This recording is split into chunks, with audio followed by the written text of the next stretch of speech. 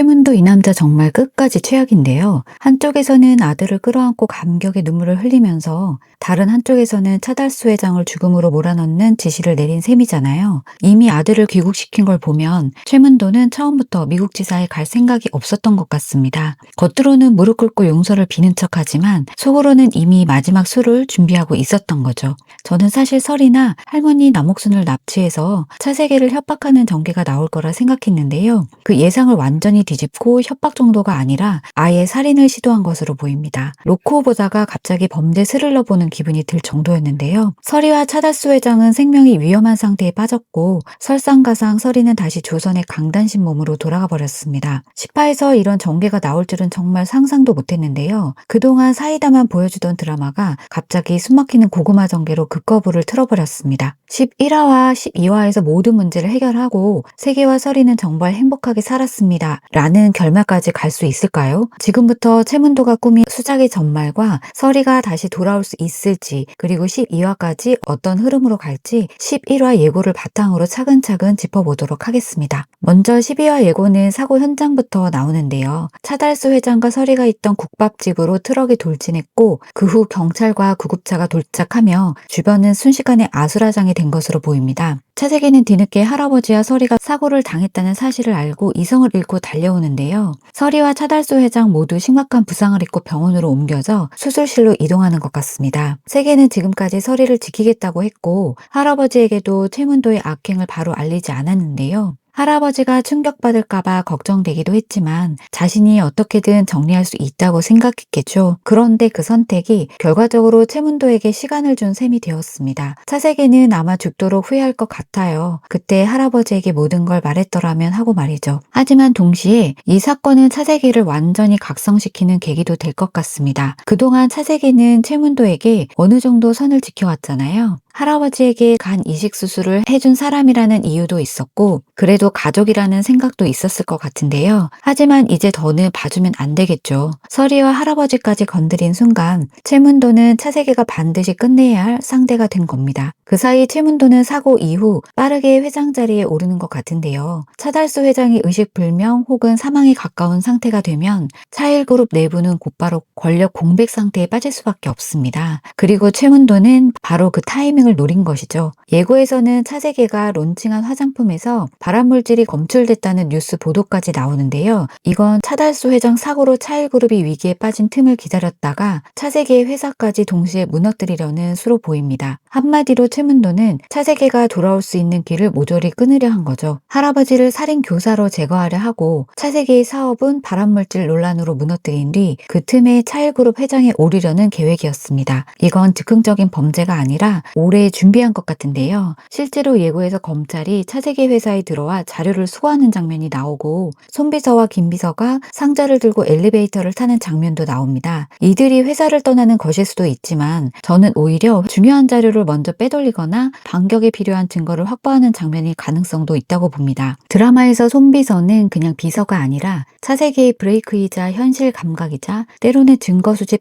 담당자였잖아요. 그러니 11화에서 손비서와 김비서가 차세계의 반격을 준비하는 핵심 역할을 할 가능성이 커 보입니다. 그리고 예고에서 경찰이 차세계를 찾아와 변사체 발견 사실을 알리는 장면이 나오죠. 여기서 변사체가 누구냐가 궁금한데요. 처음에는 약을 바꿔치기 했던 간호사인가 싶었는데 변사체의 체격을 보면 간호사는 아닐 것 같습니다. 운전기사일 가능성도 있지만 사고 당시 차에 타 있는 모습을 보면 머리가 짧아 보였거든요. 그렇다면 또 다른 가능성으로 화장품 발암물질 논란과 관련된 내부 고발자일 수 있습니다. 최문도가 차세계 화장품 사업을 무너뜨리기 위해 누군가를 매수해 거짓 제보를 하게 만들었고 그 직원이 나중에 차세계에게 들키거나 양심의 가책을 느껴 자수하려 하자 최문도가 입막음을 했을 가능성이 있어 보입니다. 그리고 그 과정에서 차세계의 물건을 현장에 남겨 차세계에게 살인 누명까지 씌우려는 것이죠. 이미 최문도는 음주운전 누명, 약물 조작, 언론 조작, 토지계약 겁박까지 했습니다. 그러고 보니 참 많이도 했는데요. 아무튼 이번에는 차세계 차세기 자체를 사회적으로 매장시키려는 것 같습니다. 발암물질 논란에 살인 누명까지 더해지면 차세기는 회장 후보는커녕 사회적으로도 재기하기 어려운 상황에 몰리게 되는데요. 최문도 입장에서는 차세기가 다시 일어설 길을 아예 막는 셈이죠. 하지만 사람이 하는 일에는 반드시 빈틈이 있고 너무 많은 범죄를 한꺼번에 저지르면 그만큼 흔적도 많이 남기 마련입니다. 그야말로 사면초가이지만 이 드라마가 차세기를 위기 상황에 쉽게 무너지는 남자로 키우지는 않았잖아요. 최문도를 향한 반격이 시작될 텐데요. 그 반격은 아마 12화에서 본격적으로 시작될 것으로 보입니다. 그 반격의 핵심 증거는 세 가지로 예상되는데요. 첫 번째는 간호사의 증언입니다. 두 번째는 트럭 운전기사 혹은 그 가족의 자백인데요. 운전기사나 그 가족 쪽에 어떤 기록이 남아있을 수도 있을 것 같습니다. 세 번째는 최문도가 그동안 저질렀던 일들에 대한 증거들을 이미 차세기가 확보하고 있을 가능성입니다. 차일그룹 회의실에서 계열사 대표들을 쥐잡듯 잡는 걸 보면 세기가 모르는 게 더 이상할 정도였잖아요.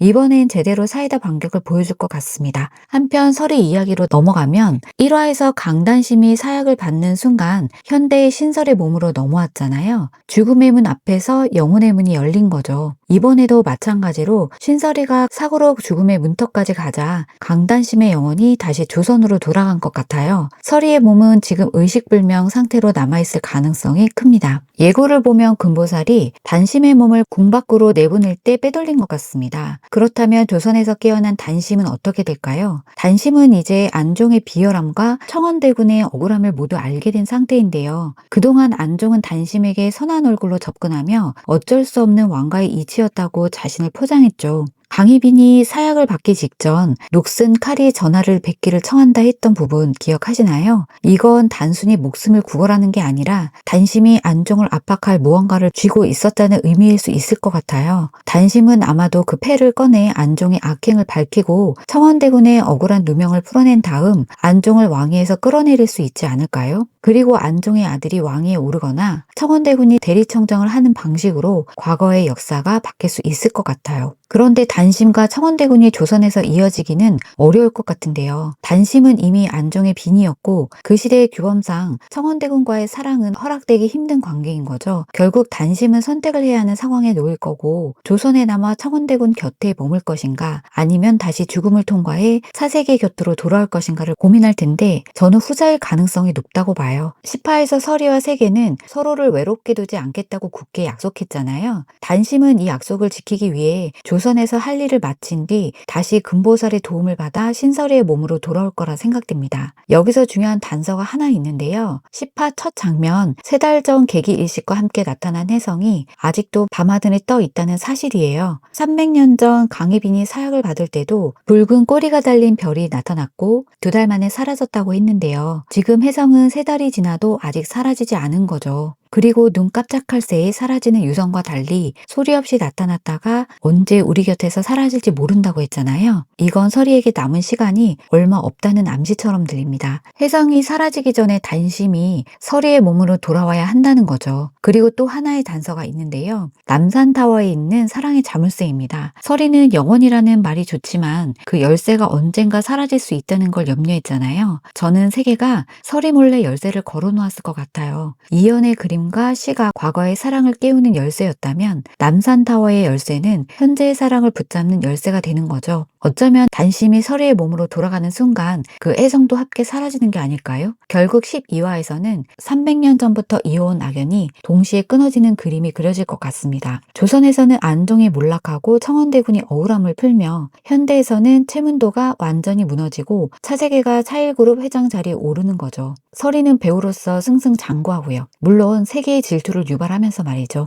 백광남은 유능한 매니저로 금보살은 여전히 의리 있는 조언자로 설이 곁에 남고 남옥순과 차달수 회장도 무사히 회복해 두 사람의 행복을 지켜보는 결말이기를 바랍니다. 10화 부제가 희망, 절망, 소망이었잖아요. 설이가 다시 돌아와 차세계와 영원히 행복하게 살았습니다로 끝나길 저도 함께 소망합니다. 여러분은 설이가 어떤 방식으로 돌아올 것 같으신가요? 예상되는 결말이나 숨겨진 복선이 있으면 댓글 남겨주세요. 오늘도 시청해주셔서 감사합니다. 구독과 좋아요는 다음 영상을 만드는 데 큰 힘이 됩니다. 구독과 좋아요 꼭 부탁드립니다.